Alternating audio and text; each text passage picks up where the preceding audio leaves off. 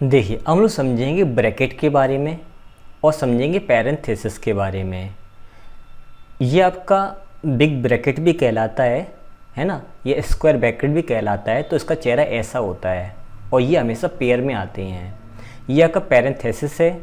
ये इसको round bracket भी बोलते हैं या फिर स्मॉल ब्रैकेट भी बोलते हैं। एक और आपका होता है कर्ली ब्रैकेट, और इसका क्या नाम मुझे मालूम नहीं है। एक ये भी आपका होता है।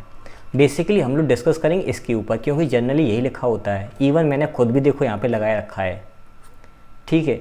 तो ये क्यों यूज़ होता है, इसका क्या तरीका है, क्या पर्पज़ है, वो हम लोग देखेंगे डिटेल में। हालांकि इसकी हिंट मैं पहले पंक्चुएशन की सीरीज में दे चुका था। अब यहाँ पे डिटेल में देखेंगे। ये अपना लास्ट वीडियो है। इसके बाद आपका पूरा सिलेबस फिनिश हो चुका है। अब आपका केवल reading comprehension, vocab, practice base, बस ये 3 चीज़ें बची हुई हैं। अदरवाइज़ आपका सारा चीज़ें फिनिश हो चुकी हैं, जैसा मैंने प्रॉमिस किया था आपसे। देखिए, तो मैंने बता दी ये आपका राउंड ब्रैकेट कहलाता है और ये आपका स्क्वायर ब्रैकेट कहलाता है। जनरली हम लोग इंग्लिश में स्क्वायर ब्रैकेट का यूज़ करते हैं, सॉरी राउंड ब्रैकेट का। क्या यूज़ इसका होता है?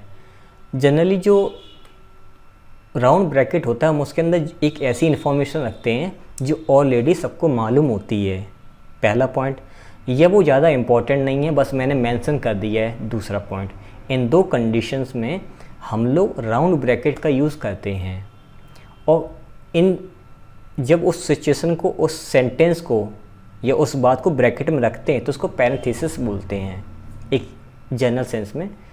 लेकिन अगर आप ध्यान दो तो जो ब्रैकेट के अंदर इन्फॉर्मेशन रख रहे होते हैं, अगर वो कोई सेंटेंस है तो आपका वो प्रेजेंट पार्टिसिपल का सेंटेंस कहलाता है। या कुछ और भी हो सकता है। अभी जो बातें मैंने बताई उनको अप्लाई करके देखते हैं। पहले देखो, जैसे मैंने कहा आई एक्सपेक्ट 500 रुपीज़, मैं उम्मीद करता हूँ ये 500 रुपये होंगे।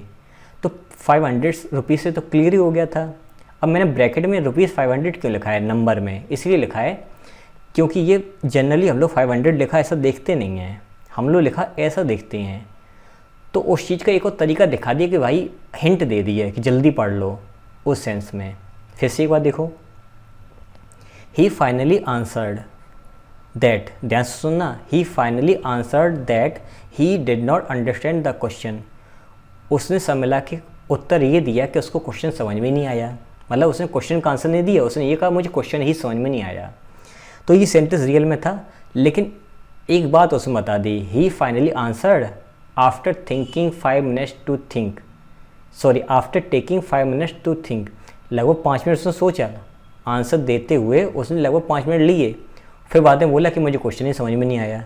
तो ये एक ऐसी बात थी जो कि इम्पॉर्टेंट नहीं थी, लेकिन फिर भी मैंने मेंशन कर दिया कि भाई उस सिचुएशन में एक ऐसा भाई इवेंट हुआ था, एक ऐसी भी घटना हुई थी।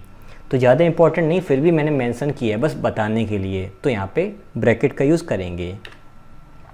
फिर अगला, my grandmother, my mother's mother, मेरी माँ की माँ, उनका जन्म जो है वो दिल्ली में हुआ था। अब कॉमन सेंस के ग्रैंड माँ का मतलब क्या होता है वो मालूम है, लेकिन अगर मैं कहूँ कि ब्रैकेट में मदर्स मदर लिख दिया तो मैं इसलिए लिख रहा हूँ शायद तुम्हें पता ना हो ग्रैंड माँ किसको कहते, तो मैं डिटेल में और जानकारी देने के लिए बता दी है। हालांकि सबको मालूम होता है। एक्स्ट्रा इन्फॉर्मेशन को बोल सकते हैं जो कि नॉलेज बेस्ड हो सकता है। Bring something good to eat, कुछ ऐसा लाओ जो खाने में अच्छा हो। To the sleepover on Saturday, कुछ ऐसा लाओ जो अच्छा खाने में लगे। अब कॉमन सेंस की बात है कि जैसे मैं तुमसे कहूँ कुछ अच्छा खाने के लिए लाओ सैटरडे के लिए, और हम दोनों एक दूसरे को जानते हैं, तो आप मेरी आदत जानते हो कि मैं अच्छा का मतलब क्या है मेरा। अगर मैं कहना चाहता हूँ कि मैं अच्छा कुछ खाना चाहता हूँ तो इसका मतलब क्या होगा, ये आपको मेरी आदतें मालूम है। तो या तो चॉकलेट है, टॉफ़ीज़ है, पॉपकॉर्न है, कुछ ऐसी चीज़ें हैं। तो मैंने कहा कि कुछ खाने को अच्छा लाओ, तो आपने कहा कि क्या लाएँ। मैंने कहा वही चॉकलेट पॉपकॉर्न वगैरह, तो मैं तो मालूम है ऑलरेडी। तो जो चीज़ें मैंने बताई ऑलरेडी मालूम है, जो सुपर फ्लॉस का कैटेगरी में आ रहा था एक्स्ट्रा इन्फॉर्मेशन, वो मैंने ब्रैकेट में कर दिया है। ठीक है, लास्ट वन देखते हैं। Miss Gupta is getting married next month. Miss Gupta जो है वो अगले महीने शादी करने वाली हैं। ठीक है, अब इसका मतलब यहाँ पे एक चीज़ और निकल के आई कि मान के चलो कि 2 मिस गुप्ता हैं, एक तो जो टीचर हैं और एक जो ऑफिस में काम करती हैं।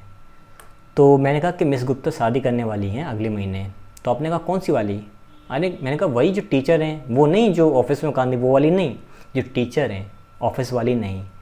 तो हम दोनों जानते थे, लेकिन इसको थोड़ा और क्लैरिफाई करने के लिए और उसकी एक्स्ट्रा जानकारी देने के लिए कौन सी वाली, तो हमने वो बात लिख दी ब्रैकेट में। इंपॉर्टेंट चीज़ क्या थी कि शादी होने वाली है, लेकिन किसकी होने वाली है? जो टीचर हैं। तो कभी कभी चीज़ों को और ज़्यादा क्लैरिफाई करने के लिए हमें एक्स्ट्रा इन्फॉर्मेशन देनी पड़ती है, हम उसके लिए हु से या अलग अलग कंजंक्शन सेंटेंसेस जोड़ते हैं। ये बात हम लोग वर्ब एडवांस में, कंजंक्शन में, सिंथेसिस में, क्लॉजेस में डिटेल देख चुके हैं। हम चाहें तो इन सेंटेंस को क्लॉजेस में, अलग अलग टाइप के क्लॉजेस में चेंज कर सकते हैं। यहाँ तक आज आपका सिलेबस पूरा फिनिश हो चुका है। हालांकि ग्रामर कभी फिनिश नहीं होता है, तो ग्रामर तो चलता ही रहेगा, हर चीज़ चलती रहेगी, लेकिन जो मैंने सिलेबस मेंशन किया था, जो मैंने वादा किया था, उसको मैंने पूरा आज निभा दिया है ग्रामर की फील्ड में। हम देखते हैं प्रैक्टिस बैच में और वोकैब को कवर करते हैं और अपना आरसी भी कवर करते हैं।